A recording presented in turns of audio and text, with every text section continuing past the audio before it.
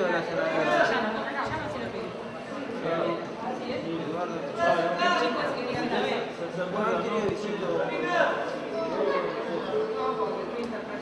Ahí le pregunto a quién quiere hablar.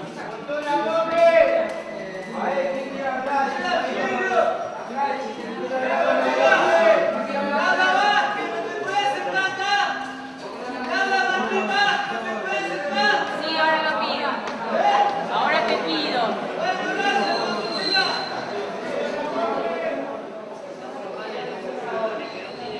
Esos son los colchones. Esos son los colchones. Yo tengo ganas de morir, tengo ganas de morir. No me importa más nada de la vida mía. Yo sé que me van a matar acá adentro. ¿Entiendes? Yo sé que me van a matar acá adentro a mí. Yo estoy para mí nomás. Me da lo mismo matar a uno, matar a dos, matar a tres. Si total lo pago con 15 días de buzones, lo pago con 15 días de buzones y una paliza.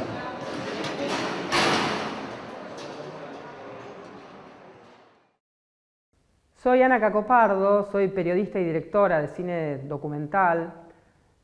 Lo que voy a compartir con ustedes es un texto que nace de la experiencia conmocionante para mí de visitar las cárceles de la provincia de Buenos Aires.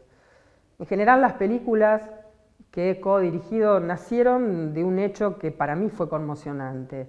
Ojos que no ven es un film del año 2009. Estas son entonces algunas ideas que nacieron durante el proceso de rodaje y que nacieron también durante los años en que fui directora ejecutiva de la Comisión por la Memoria de la Provincia de Buenos Aires.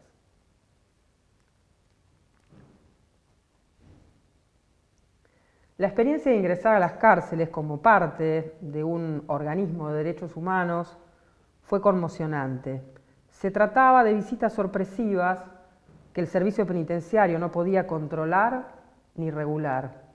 Ingresamos a los peores lugares de la cárcel, a los pabellones de población, a los buzones, como son llamadas, las celdas de aislamiento. Y quiero subrayar la palabra conmoción, porque eso es lo que sucedió. Una suerte de aturdimiento. No podía elaborar lo que había visto. Lo humano se opacaba, se desdibujaba. En las miras de esos pequeños espejos que asomaban por los pasaplatos de las celdas, nuestra mirada se cruzaba con la de los detenidos. Y en esas miradas que devolvían los espejos quebrados y en los relatos que comenzamos a escuchar, se adivinaba la experiencia límite y eran evocados los rasgos de otros mundos concentracionarios. No en vano, recuerdo, después de las primeras visitas, allá por el año 2005, a las cárceles, volví a leer Primo Levi. Vosotros que vivís tranquilos en vuestras cálidas casas, vosotros que al entrar la noche encontráis humeante alimento y rostros amigos, considerad que esto es un hombre.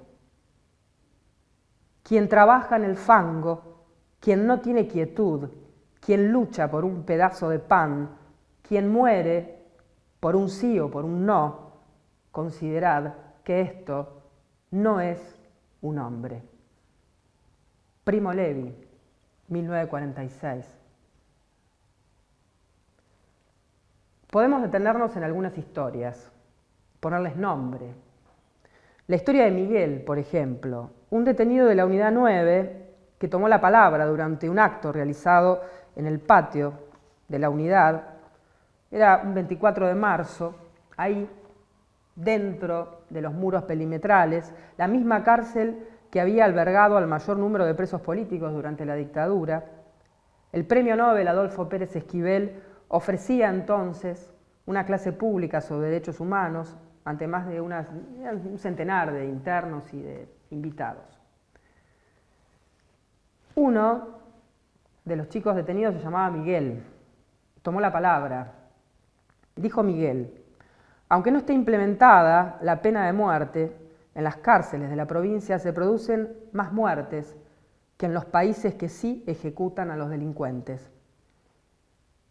La enfermedad de esta sociedad se refleja en nosotros, No necesitamos pastillas, no necesitamos represión.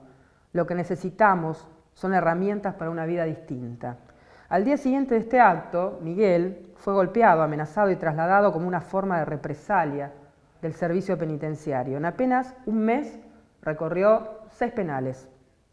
Semanas enteras arriba de un camión, lejos de su familia, sin sus pocas pertenencias, en celdas de aislamiento, el traslado y la golpiza como forma de disciplinamiento, una práctica rutinaria, normalizada, aplicada con racionalidad e inscripta en un espacio donde el ordenamiento jurídico se suspendía.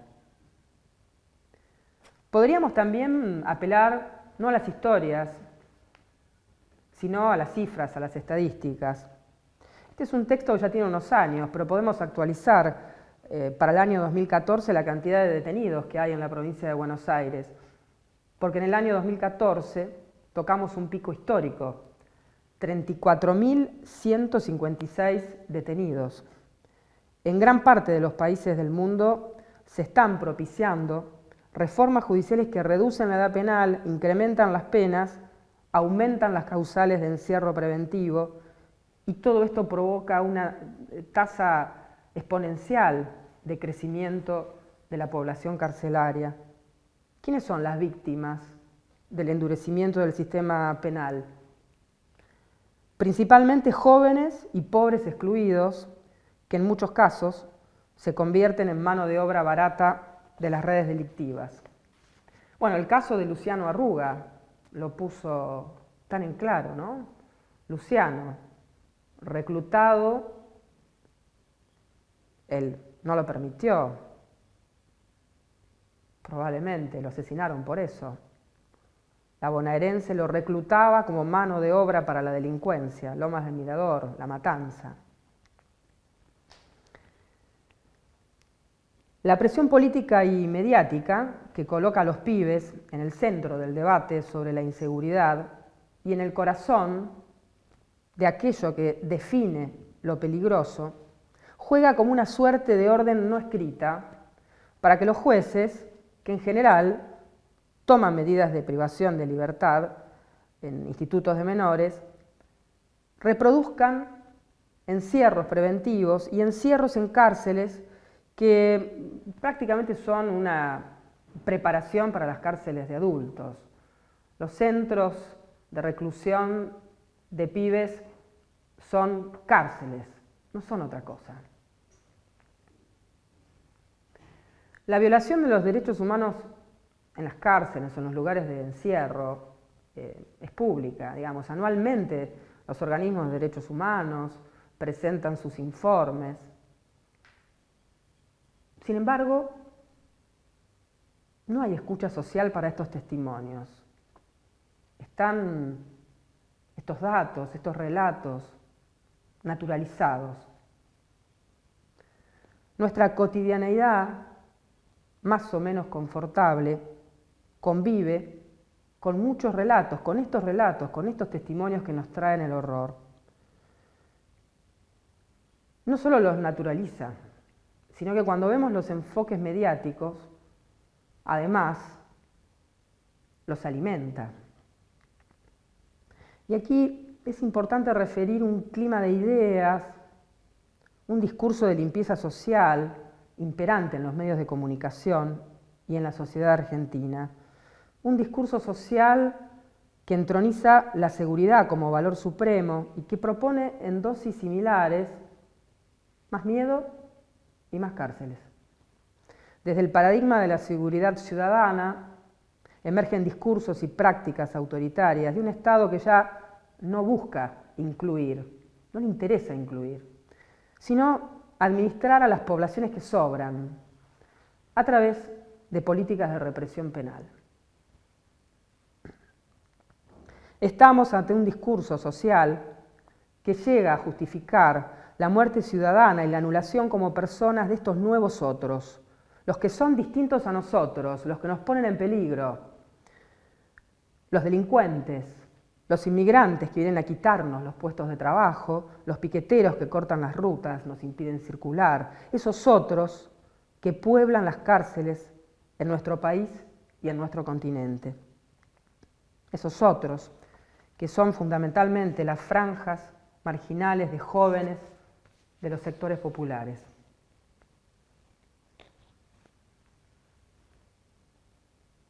Cuando revisamos la historia reciente de nuestro país, constatamos que la última dictadura militar y el terrorismo de Estado no pueden ser pensados como un rayo inesperado que cayó sobre un inmaculado cielo azul.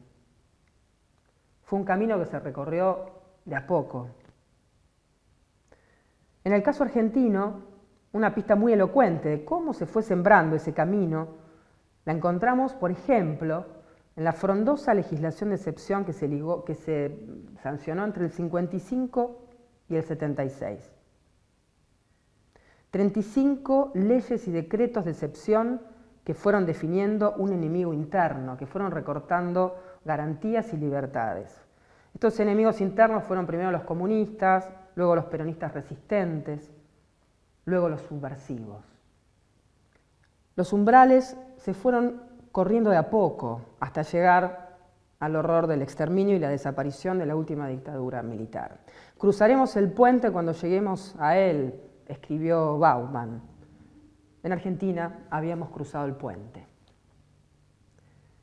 Es la memoria de ese camino que se recorrió de a poco la que debe iluminar el presente, porque es el presente el único tiempo donde es posible la acción.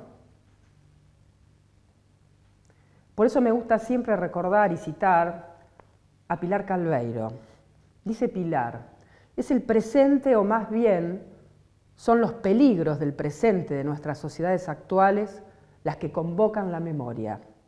En este sentido se podría decir que ella, la memoria, no viene de lo ocurrido en los años 70, sino que arranca de esta realidad nuestra y se lanza al pasado para traerlo como iluminación fugaz al instante de peligro actual. ¿Seremos capaces de iluminar el instante de peligro actual? En el nombre de la guerra contra la delincuencia y el crimen, hay encierro masivo y porciones de población que quedan al margen del derecho, sin garantías, sin siquiera la garantía de su vida. En el nombre de la guerra contra el terrorismo global, hay cárceles clandestinas, tortura, personas desaparecidas y encarcelamientos sin juicio. Ojalá seamos capaces de advertir cuáles son estos umbrales, estos límites que se van corriendo de a poco sin que siquiera seamos capaces de percibirlo. Y entonces vuelvo a las imágenes del mundo carcelario, vuelvo a las historias de los pibes que están ahí, porque ellas nos recuerdan que las experiencias extremas no están únicamente alojadas en el pasado, y porque esas imágenes, esos relatos, esos testimonios deberían ayudarnos a pensar lo extremo de una experiencia en relación con lo que se nos vuelve normal, aquello que nos resulta tan cotidiano que ni siquiera lo percibimos para detenerlo.